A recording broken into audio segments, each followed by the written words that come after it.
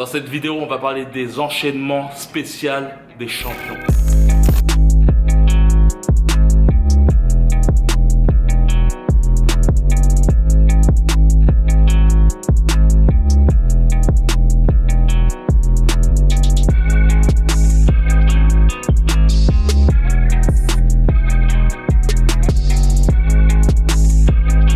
Salut à toi, c'est Chinois. Aujourd'hui, vidéo où je vais parler des coups spéciaux des champions. D'ailleurs, je ferai prochainement une autre vidéo dans la même thématique, dans le fait de dire que lorsqu'on est boxeur, on a tendance à avoir un style et surtout avoir parfois des techniques propres à nous-mêmes et qui sont assez simples. Et c'est une chose vraiment à savoir, c'est que dans cette chaîne, je te donne une multitude de techniques et c'est des petites techniques que je m'inspire. Néanmoins, toutes ces techniques, je les mets pas dans ma propre box et je pense que c'est la même pour toi, vu que vous êtes nombreux dans cette chaîne. Le but est d'inspirer les gens. L'objectif pour toi est de prendre des techniques qui sont adaptées à toi, à ton corps, à ta taille, à ta psychologie et de rejeter tout ce qui n'est pas important, tout ce que tu ne peux pas effectuer sur le ring. D'ailleurs, n'hésite pas à me dire les combinaisons qui pour toi sont intéressantes de boxeurs d'excellence et vraiment n'hésite pas à liker cette vidéo pour me donner ton feedback pour que je sache si cette vidéo t'intéresse, car ça m'aide beaucoup et si ce genre de vidéo vous intéresse, j'aurai l'occasion de faire d'autres vidéos avec d'autres styles, d'autres coups spéciaux de champions, de légendes de la boxe. Néanmoins, avant de t'expliquer tout ça, comme d'hab, n'hésite pas à t'abonner à la chaîne Recans. N'hésite pas à aller dans la description, il y a un lien qui te permettra d'avoir du contenu exclusif sur la boxe pour apprendre la boxe chez toi, dans ta boîte mail. Et aussi, si tu souhaites être informé sur de prochains stages ou si tu souhaites avoir des cours privés, n'hésite pas à aller dans la description. Pareil, il y a des liens pour avoir de multiples informations, même pour des formations plus complètes qui te permettent par exemple d'apprendre la boxe chez toi. Tout est dans la description. Et pour le premier boxeur, je vais parler de Floyd Mayweather. Tu connais certainement Floyd Mayweather.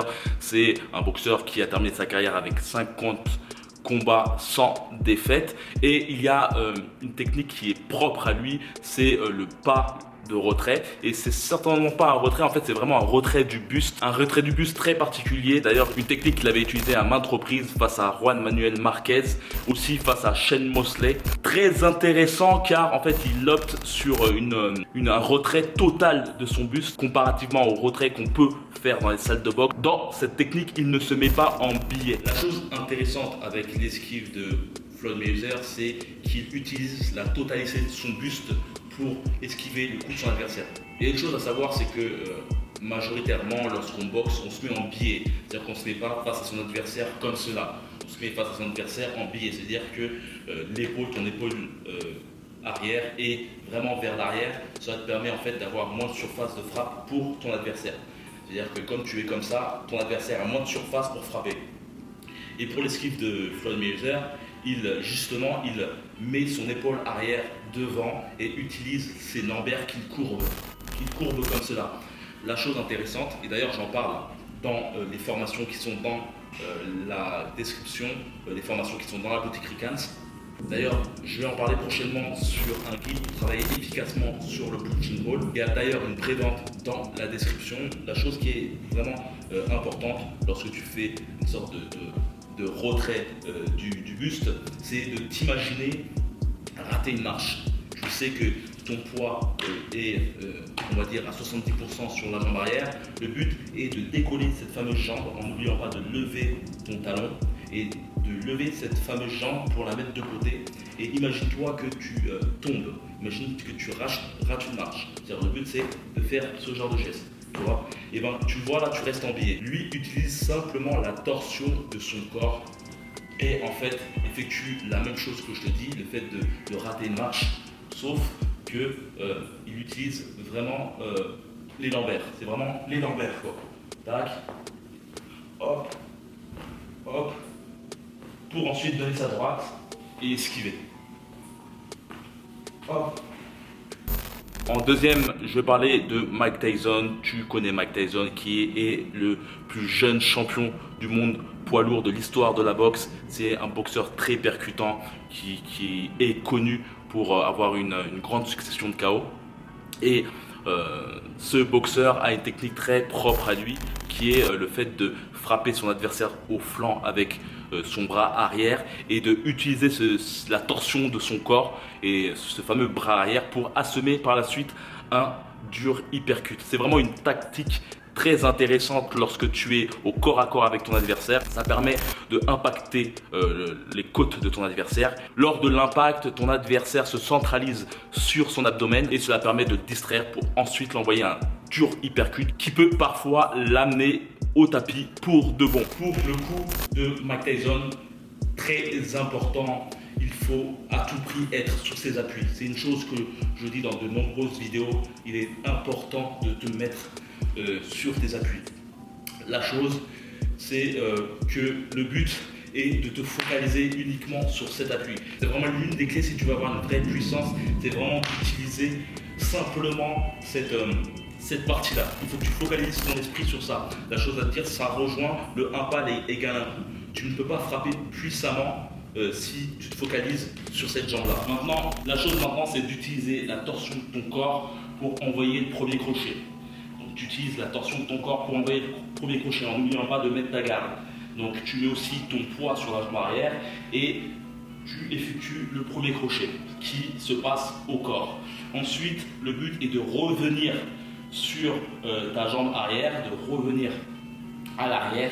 Pour ensuite, le conseil que je pourrais te donner, c'est de faire un nouveau pas. C'est de faire ton premier coup, de revenir, de refaire un nouveau pas ou de le faire statiquement. C'est comme tu veux, tu peux le faire uniquement comme ça, en poussant par la suite. Mais tu peux aussi en frappant, en revenant, c'est-à-dire frapper, revenir en même temps, en faisant un pas en même temps. C'est-à-dire boum, revenir en faisant un pas pour donner une sorte de nouvelle force, pour voir vraiment un flux d'énergie qui passe de tes pieds jusqu'au poing et jusqu'à tes pieds qui peuvent être transmis. Donc, boum, tac, et direct après l'hypercute. Troisième technique, c'est celle de Mickey Ward. Mickey Ward, si tu ne connais pas, je te conseille vraiment de regarder ses combats. C'est un boxeur très bagarreur en fait. Il a connu son heure de gloire avec ses combats contre Arturo Gatti. J'ai eu l'occasion de faire 3 combats contre Arturo Gatti qui fut des combats de dingue en fait. C'est des combats où les mecs avaient le sang qui pissait sur eux, mais ils continuaient à s'envoyer des coups en rafale. Et je te conseille même de regarder un combat entre Mickey Ward et Emmanuel Augustus. C'est vraiment un combat d'excellence. D'ailleurs, il fut aussi nommé combat de l'année. Donc, le coup spécial de Mickey Ward, c'était un coup basé sur l'envoi d'un crochet gauche au visage et un crochet gauche au foie. Et ce coup, cette combinaison avait pour but en fait de frapper durement à la face de son adversaire, tout comme pour Mike Tyson. Le but était de distraire ton adversaire avec l'impact sur le visage pour ensuite toucher le foie lorsque en fait ton adversaire avait l'impact au niveau du visage. En fait, il pouvait lever ses mains. Le fait de lever ses mains en fait mettait son foie à découvert et donc Mickey Ward pouvait par la suite mettre une bonne petite patate au niveau du foie et donc mettre KO son adversaire. Il faut savoir que le foie est vraiment un organe, lorsqu'il est touché durement, peut amener ton adversaire à être KO plus durement qu'un KO au visage. Avec Mike Tyson, on avait parlé du bras arrière, le fait de centraliser uniquement sur le bras arrière pour l'envoi de tes coups, en n'oubliant pas de lever tes talons pour avoir plus de mobilité au sol, comme un combat. Là, on va parler du bras avant avec Mickey Ward. C'est la même chose, sauf que là, tu focalises uniquement ton esprit sur le bras avant. Mickey Ward ne fait pas d'hypercute, il fait que des crochets. Et donc le but est d'effectuer un premier crochet puissant sur ton adversaire en n'oubliant pas de vraiment être parallèle au sol pour le premier crochet, vraiment être parallèle au sol, si possible vraiment visser ton poing, faire le premier crochet. Le conseil que je peux te donner, c'est de faire un pas vers l'avant, et envoyer ton crochet. Ça te permettra d'avancer, de mettre plus de puissance sur le crochet et ça te permettra d'être en avant du foie pour frapper le foie par la suite. Ensuite, je vais parler de Joe Frazier qui était un boxeur poids lourd dans les années 70. Il s'est fait connaître grâce à ses grands combats contre Mohamed Ali. Il a eu l'occasion de se confronter contre lui à 3 reprises. Le premier combat, il l'avait gagné grâce à ce fameux Gazelle Punch. J'ai eu l'occasion de faire une vidéo d'ailleurs plus détaillée sur le Gazelle Punch. Si tu souhaites en savoir plus, n'hésite pas à aller dans la description.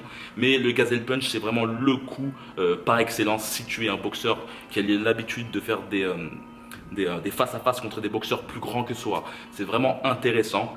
Après, il faut le cumuler à une bonne acuité, à connaître ta distance face à ton adversaire. Mais lorsque tu as cette bonne acuité à connaître la distance entre toi et ton adversaire, à bien casser la distance, et tu peux vraiment utiliser ce fameux crochet volé vers l'avant, crochet avant, qui permet vraiment, si ton adversaire ne lève pas ses mains, de vraiment le cloquer comme il faut. Donc pour le Gazelle Punch, j'avais déjà fait une vidéo sur ce coup. Donc je vais faire très rapide pour t'expliquer comment faire un Gazelle Punch. Si tu souhaites avoir plus de détails, n'hésite pas à aller en haut de la vidéo. Il y aura un lien qui te permettra d'avoir une vidéo plus détaillée. Le Gazelle Punch a pour but de frapper ton adversaire au niveau de la face avec un crochet. Coup intéressant lorsque ton adversaire ne lève pas les mains. Donc le but est simple. Vraiment mettre ton poids sur la jambe avant. Ton poids sur la jambe avant. Comme pour le fait de frapper au niveau du corps de son adversaire, tu t'abaisses vers la jambe avant et ensuite tu sautes en effectuant une torsion vers ta cible. C'est-à-dire que tu te mets à l'opposé de ta cible, je me mets à l'opposé de la cible et je me mets vers ma cible. Donc hop, hop, hop. Après Joe Frazier, on va parler de Mohamed Ali qui est vraiment une légende de la boxe, qui s'est fait connaître beaucoup par son côté militant pour la cause noire. Et on va dire que la boxe et son militantisme étaient liés. On va dire c'est vraiment pour cela que ce mec est une légende. Il a pu vraiment, comment dire, se mettre beaucoup de personnes à dos et tout de même monter dans son sport. Et il y avait une chose qui distinguait Mohamed Ali, c'était son arrogance. Et pour le coup que je vais t'expliquer, c'est le fameux shuffle, le fait qu'il bougeait les pieds. Je ne vais pas te cacher que je ne sais pas faire le shuffle, mais il y a un mouvement qui est assez similaire, qui est moins rapide et qui peut être intéressant pour toi pour on va dire changer de garde rapidement. Donc le but est de faire un shuffle simple qui te permet ensuite d'aller dans une position opposée à celle que tu es maintenant. C'est-à-dire si tu es gaucher, faire un shuffle simple et devenir droitier. Ensuite faire un shuffle simple et devenir gaucher. Donc maintenant j'ai terminé avec la technique de Mohamed Ali, le shuffle. Je vais te dire que je n'arrive pas à faire le shuffle. Après pour l'utilité de le shuffle, c'était pour narguer ses adversaires et je me dis bien est-ce que c'était aussi pour changer de garde constamment. J'ai regardé de multiples vidéos, je ne voyais pas Mohamed Ali forcément changer de garde, quoique ça pouvait aussi déstabiliser ses adversaires qui pouvaient se focaliser sur ce pas. Mais tu peux effectuer une sorte de shuffle si par exemple tu as une grande capacité à être mobile. Je parle pour les personnes qui font des moins de 60 kg ou autres. Je pense que vous êtes des boxeurs très rapides. Et si par exemple tu as une capacité à changer de garde, ou certainement aussi pour lorsque tu veux partir, lorsque tu es coincé au corps, lorsque tu veux partir, c'est intéressant de faire un shuffle simple. C'est-à-dire que tu te mets en garde, hop, shuffle.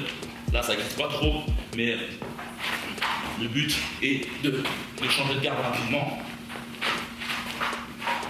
Hop. Ça peut peut-être être intéressant pour déstabiliser ton adversaire, pour changer de garde. Avant de terminer, n'hésite pas à me mettre dans les commentaires une combinaison que tu voudrais que je mette en application dans une prochaine vidéo de coup spécial de champion. Aussi, n'hésite pas à liker la vidéo pour donner ton feedback, pour montrer si tu aimes ce genre de vidéo. Une autre chose à dire, c'est dans la description, il y a un lien qui te permettra d'aller vers la boutique Ricans où il y a des formations plus détaillées qui te permettront de en savoir plus.